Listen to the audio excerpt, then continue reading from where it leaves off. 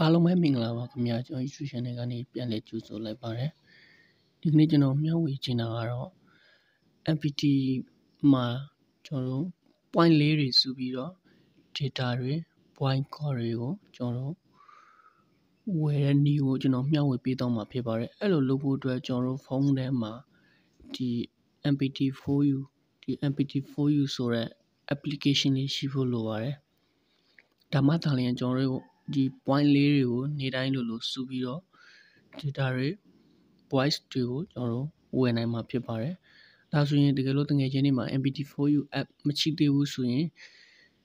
Play Store မှာဘယ်လိုသွားတော့မလဲဆိုတော့ကျွန်တော်ပထမဆုံးပြပေးတော့မှာဖြစ်ပါတယ်ဟုတ်ကဲ့ပါခင်ဗျာကျွန်တော်ရဲ့ဒီ YouTube channel လေးကို subscribe မနှိပ်သေးလို့ရှိရင်အောက်မှာအနီအောင် subscribe ဆိုတဲ့စာတန်းလေးကိုနှိပ်တော့ပေးနိုင်ပါတယ်MPT4U app ကို download အတွက် Play Store ထဲကိုဝင်ပါပေါ် search မှာ MPT4U app ဆိုပြီးကျွန်တော်ရှာလိုက်ပါဟုတ်ပြီဒီမှာ MPT4U app တွေ့ပါပြီကျွန်တော်တို့အခုလောလောဆယ်တောင်းထားတဲ့အတွက် open ကနေတွားလိုက်ပါမယ်တခါတည်းတကယ်ချင်းဒီမှာမတောင်းကြသေးလို့ရှိရင်အောက်မှာ install ဆိုတာလေးကိုနှိပ်ပြီးတော့ကျွန်တော်တို့ MPT4U app ကိုအသုံးပြုနိုင်ပါတယ်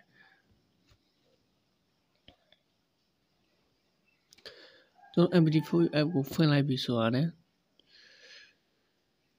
ဒီကျွန်တော်တို့အသုံးပြုမဲ့ MPT ဖုန်းနံပါတ်ထည့်ပြီးတော့ကျွန်တော်တို့အကောင့်ဝင်လိုက်ရင်ဒီတိုင်းလေးမြင်တွေ့ရမှာဖြစ်ပါတယ်ဟုတ်ပြီအခုကကျွန်တော်အကောင့်တစ်ခါတည်းဝင်ထားတဲ့အတွက်ဒီတိုင်းလေးမြင်ရတာဖြစ်ပါတယ်အရင်လွေကူပါတယ်အခုကျွန်တော်ဒီအပေါ်မှာ platinum point ကကျွန်တော်မှာ16နံပါတ်ရထားပြီဖြစ်ပါတယ်ထပ်ပြီးတော့ကျွန်တော်ဒီ point လေးတွေစုပြီးတော့ကျွန်တော်တို့ဥပမာပြမယ်ဒီလိုလေးကျွန်တော်တို့ဒီမှာ MPT megabyte တွေပြီးတော့ဒီ voice call တွေဒါတွေကိုကျွန်တော်တို့ဒီ point လေးတွေနဲ့ကျွန်တော်တို့လဲပြီးတော့အသုံးပြုလို့ရတယ်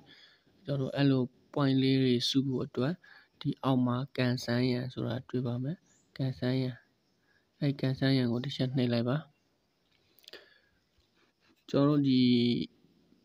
တရက်မှာတော့နှစ်ကြိမ်တော့တစ်ကြိမ်လောက်ကိုကျွန်တော်တို့ဒီကန်ဆန်းလို့ရပါတယ်ဥပမာကျွန်တော်တို့ကဒီဖုန်းပဲထည့်လိုက်ပြီးဆိုတာ ਨੇ ဒီထော်ဘီတွေပါဝယ်ဘာညာပေါ့အဲ့လိုအခါမျိုးတွေမှာကျွန်တော်ဒီကန်ဆန်းလို့ရတယ်ဟုတ်ပြီကျွန်တော်ကဒီမှာအပေါ်ဆုံးကဟာကိုနှိပ်ကြည့်ပါမယ် play icon လေးကိုနှိပ်ကြည့်ပါမယ်ကျွန်တော်ကန်ဆန်းရန်အခွင့်အရေးနှစ်ခါရှိပါတယ်ဒီမှာနှစ်ပြထားပါတယ်နှစ်ခါအောက်မှာကန်ဆန်းရန်ကိုတစ်ချက်နှိပ်လိုက်ပါကျွန်တော်ဒီ MPT click ကနေ point 7မှတ်ရပါတယ် okay နှိပ်ပြလိုက်ပါနောက်တစ်ချက်ကျန်ပါသေးတယ်တစ်ချက်နှိပ်ပြလိုက်ပါကန်ဆန်းရန်ကို MPT click 1 point ရပါတယ်ဟုတ်ပြီကျွန်တော်ဒီမှာ back key နဲ့ပြန်ထွက်ပါပြီးလို့ရှိရင်ဒီမှာအောက်ကိုနည်းနည်းဒီလိုဆွဲချလိုက်ပါ okay ကျွန်တော်တို့ဒီမှာ point လေးတွေ platinum point လေးတွေတိုးတော့ပြီဖြစ်ပါတယ်ကျွန်တော်ဒီ voice data တွေဝယ်မယ်ဆိုရင်ဒီမှာ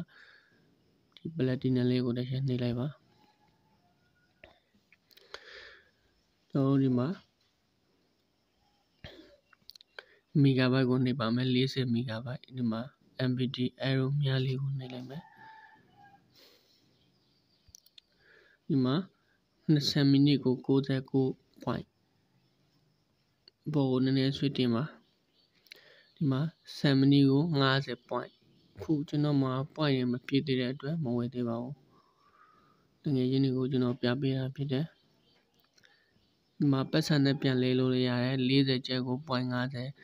350ကျပ်ကို399ကျပ်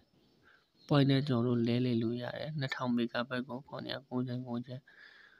20မိနစ်ကို69ကျပ်ကျွန်တော်ဝယ်မယ်ဆိုရင်တစ်ချက်နှိပ်လိုက်မယ်ပြီးလို့ရှိရင်ဒီမှာအခုကတော့ကျွန်တော်မှာ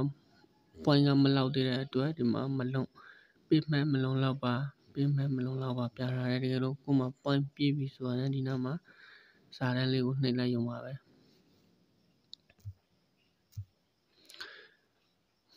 အခုကလောလောဆယ်ကျွန်တော်မှာ point က28ပဲရှိသေးတဲ့အတွက်ဝယ်မရပါဘူး တကယ်ချင်းတွေမတည်တဲ့သူတွေကိုကျွန်တော်အသေးသေးလေးကျွန်တော်ပြပေးတာဖြစ်တယ်အဲ့လိုမျိုး point လေးတွေဝေလိုက်ပြီးဆိုတာနဲ့ data ပဲဖြစ်ဖြစ် voice ပဲဖြစ်ဖြစ်ဒီနောက်မှာ voice ဆိုရင်လည်းဒီနောက်မှာပေါ်နေမယ် data ဆိုရင်လည်းဒီနောက်မှာပေါ်နေမယ်ရောင်တငယ်ချင်းတွေကိုဒီ MPT app လေးရှိမယ်ဆိုရင်ကိုယ့်ရဲ့ဖုန်းထဲမှာဒီ point လေးတွေကိုနေ့တိုင်းလို့စုပြီးတော့ voice တွေ data တွေကိုကျွန်တော်အခမဲ့ဝယ်ယူနိုင်မှာဖြစ်ပါတယ်တကယ်လည်းအသုံးဝင်ပါတယ်ကျွန်တော်ဒီလိုမျိုး point လေးတွေစုပြီးတော့ကျွန်တော်ဒီ voice အတွက်ကိုတည်တံ့ကျွန်တော်ဝယ်ပြီးတော့အသုံးပြုပါတယ်ဒီ data ကိုကြတော့တက်ခုမှပတ်စံထည့်ပြီးတော့အသုံးပြုပါတယ်ရောင်တငယ်ချင်းတွေအဆင်ပြေအောင်လို့ကျွန်တော်ဒီ video file လေးကိုလာပြီးပြပေးတာဖြစ်ပါတယ်